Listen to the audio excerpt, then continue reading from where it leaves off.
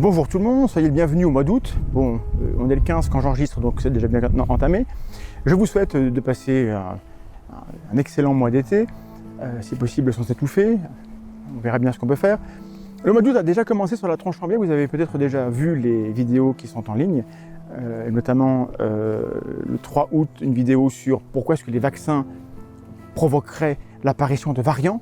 C'est une théorie comme ça qu'on voit circuler parmi des gens qui ne sont pas du tout anti-vax, mais quand même ça ressemble beaucoup parce qu'ils ne partagent que des contenus anti-vax. Et puis le 13, donc plus récemment, un tranche de fake sur un sociologue du CNRS qui, et c'est bien malheureux, depuis au moins un an, a des propos que je ne sais pas comment ne pas qualifier de conspirationnistes, puisque toute sa rhétorique, toute sa logique consiste à partir de soupçons et à les confirmer à l'aune de tout ce qu'il peut récolter par sa lecture très politique du sujet. Alors évidemment, je ne nie pas qu'il y a une dimension politique à la crise sanitaire et à la réponse qu'on y apporte, évidemment, mais elle est censée être conditionnée par les informations scientifiques, par l'acceptation de ces résultats et par après des mesures qui tiennent compte de cela.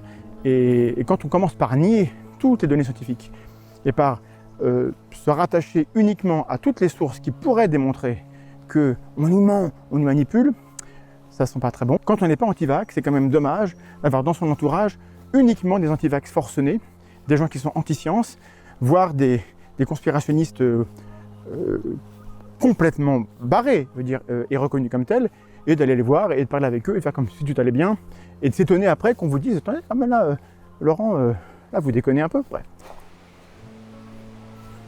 Il n'y aura pas d'autres vidéos prévues dans le courant du mois de septembre, parce qu'on travaille dès maintenant à un programme pour septembre qui est particulier, c'est qu'on va faire une rentrée un peu spéciale. Le 11 septembre 2021, il va se passer un truc intéressant, c'est que ça sera les 20 ans du 11 septembre 2001.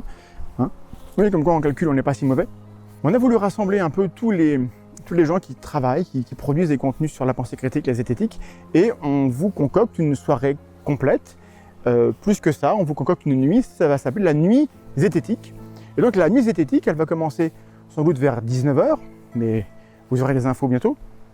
Et on va démarrer avec un format tronche en live, où on recevra des gens qui connaissent bien le sujet du 11 septembre, et on va enfin faire notre émission sur le 11 septembre, un sujet qu'on n'a jamais traité en fait sur la chaîne pour de vrai. Donc là, on va le traiter en long, en large et en travers. On va regarder les faits tels qu'ils sont connus, les zones d'ombre, les incertitudes, les choses fausses qui circulent, du point de vue officiel comme du point de vue des récits alternatifs. Et puis on va s'intéresser surtout à la genèse, à l'origine, à la trajectoire des récits alternatifs et conspirationnistes.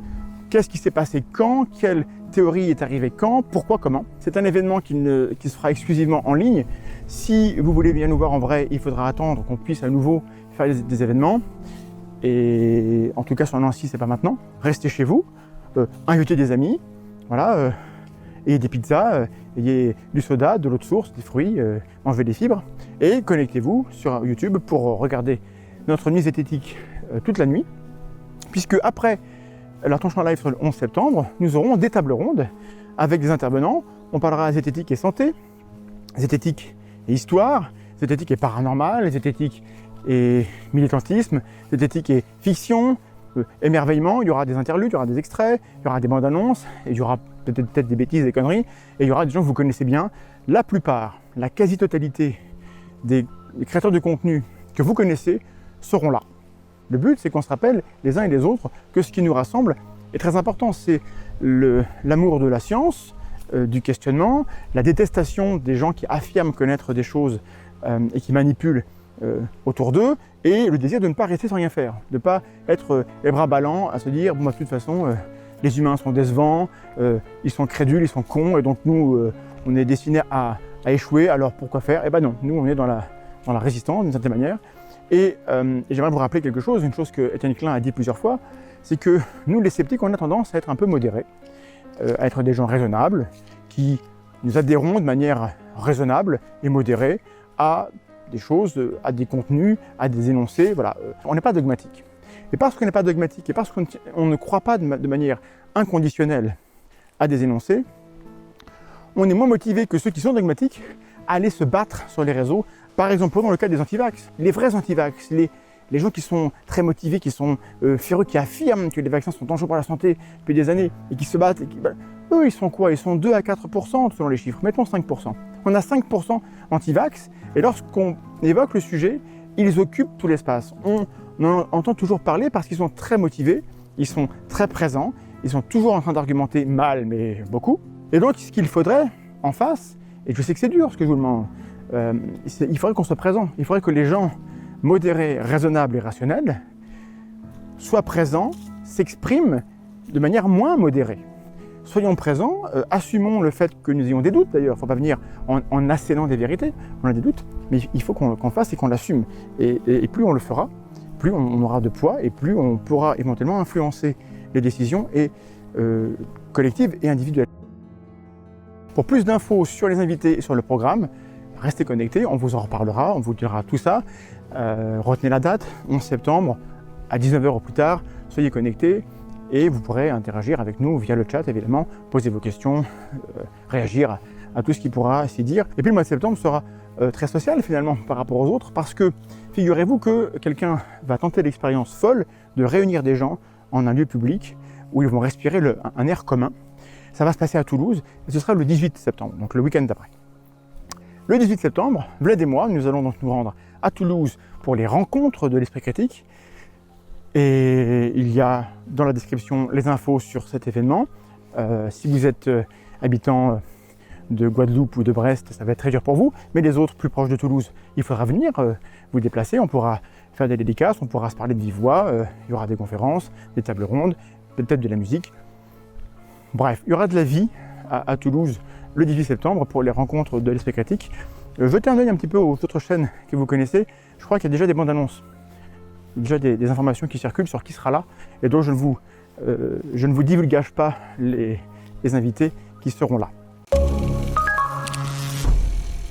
Donc le 11 septembre et le 18 septembre, ce sera les moments où on pourra être ensemble, nous les sceptiques, et se rappeler que les humains sont cool en fait. Je sais bien, parce que je lis vos commentaires, que vous avez besoin d'être rassurés sur le fait que les êtres humains valent quelque chose. C'est un peu facile de se dire, on est foutu, l'humain c'est que de la merde, les gens croient n'importe quoi, c'est tous des cons.